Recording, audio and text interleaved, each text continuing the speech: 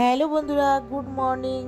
আমি মৌসুমি, আবার একটা নতুন ব্লগে তোমাদের সবাইকে ওয়েলকাম। তো কেমন আছো বন্ধু তোমরা সবাই? আমরা তো সবাই খুবই ভালো আছি, আশা করবো তোমরাও সবাই খুব ভালো আছো। তো এখন বাজে সকাল 8টা, আর আজকে আকাশ দেখেছো কত ঝাঁ চকচকে হয়ে গেছে, পুজো পুজো গন্ধ লেগে গেছে।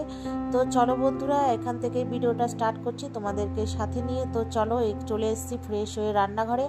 তো এসেই আমার যে ফ্রেশটা আমি খাই সকালবেলার, যে চায়ের পরিবর্তে এনার্জি যে ড্রিঙ্কটা, সেটাই তৈরি করে নিলাম। তো খাবো এবার, তার সাথে সাথে ভাত বসিয়ে দিয়েছি। আর ওরা যাবে সব অফিস আর স্কুল, তার জন্য হচ্ছে চা বসিয়ে দিয়েছি। ওরা চাটা খেয়ে ওরা যাবে, যে যার স্নান টান করে খাওয়া দাওয়া খেয়ে যাবে অফিস। হাজব্যান্ড যাবে অফিস আর মেয়ে যাবে স্কুল। তো তার জন্য তাড়াহুড়ো করতেই হয়। আর জানো তো, সকাল দিকটা সবারই প্রচুর চাপ থাকে, বাচ্চা স্কুল, হাজব্যান্ড অফিস যাবে, তো এই জন্য একটু তাড়াহুড়ো।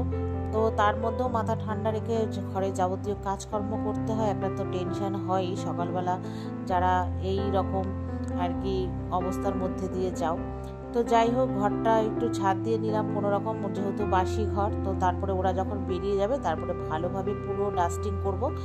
তো যাই হোক, ঘরটা ঝাড় দিয়ে চলে এসেছি এখানে রান্নার জায়গায় আবার।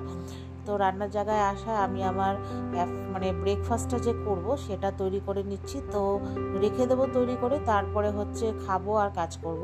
আর একবারই তো বসে খাওয়ার মতো সময় হয় না, যেহেতু তখন প্রচুর চাপ থাকে। তো ওই জন্য বানিয়ে নিয়ে এবার হচ্ছে তারপরে কাজ করব, খাবো, এই হবে। তো আর তোমাদেরকে তো বলাই হয়নি, এটা হচ্ছে শুক্রবারের ব্লগ। তো দেখো, ওখানে আজকে ভাতটা হয়ে গেছে, ভাতটা উপর দিয়ে দিয়েছি। তো এবার চলে এসেছি তরকারি করব। তো এখানে কিসের তরকারি করব? তো হাজবেন্ড বললো ঢেঁড়স চচ্চড়ি খাবে চিংড়ি মাছ দিয়ে, টমেটো দিয়ে। এটা আমার শাশুড়ির রেসিপি, তো শিখেছি। তো যাই হোক, সিম্পল, অত তেল মশলা আমি খুব একটা খাই না, এই জন্য অত হাবড়ি জাবড়ি রান্না আমি করি না। আর আমি খুব একটা ভালো রান্না পারিও না, তো যা পারি তাই রান্না করি। তো যাই হোক, এখানে তরকারিটা বসিয়ে দিয়েছি। এবার আমি আমার ব্রেকফাস্টের যেটা মিক্সিতে পেস্ট করে নিয়েছিলাম, একটু মিক্সিতে ভালো করে ব্লেন্ড করে নিলে একটু স্মুদি হয়, তো করে নিয়েছি। তো ওটা ঢেলে নিলাম গ্লাসে, তো খাবো আর হচ্ছে টুকিটাকি কাজ করব। তা এখানে একটু খেতে মেয়ের কাছে এসেছি। ও একটু স্কুলের একটু লেখালেখি করছিল, আজকে স্কুলে ওদের একটা প্রোগ্রাম আছে। তো সেই জন্য ওকে বললাম যে সানে যা। ও বললো লেখাটা কমপ্লিট হলেই আর কি সানে যাবে। তো ওখানে হাজব্যান্ডকে চা দিয়ে দিয়েছি, তারপরে মেয়েকেও চা দিলাম। তো ওরা দুজন খেলো। তার এইদিকে আমি তরকারিটা হচ্ছে বলে আমি একটু চেয়ারে বসে আমার ব্রেকফাস্টটা করলাম। ওই করতে করতে আবার রান্নার ওইদিকে যাবো আর কি।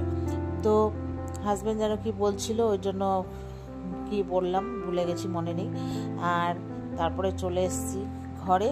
তো ওরা সবাই বেরিয়ে গেছে। তো এখানে ঘরে যা রান্নার কাজ ছিল, বাসন মেজে গ্যাস ট্যাস পরিষ্কার করে এবার ঘর সব কাজকর্ম শেষ করে চলে এসেছি ঘরে এসে সব ডাস্টিং করে নিলাম, তোমরা দেখতেই পেলে। করার পরে বিছানা সব ঝেড়ে টিপটাপ করে চলে এসেছি ঘর ঝাড় দিতে। এবার ঘর ঝাড় দিতে গেলে কি বলতো, এত কোথা থেকে, ভেতরে বাড়ি তাও যে কোথা থেকে এত নোংরা হয়। তার মধ্যে মেন হচ্ছে আমাদের মা মেয়ে দুজনে এত চুল ওঠে, যেটা ধারণার বাইরে।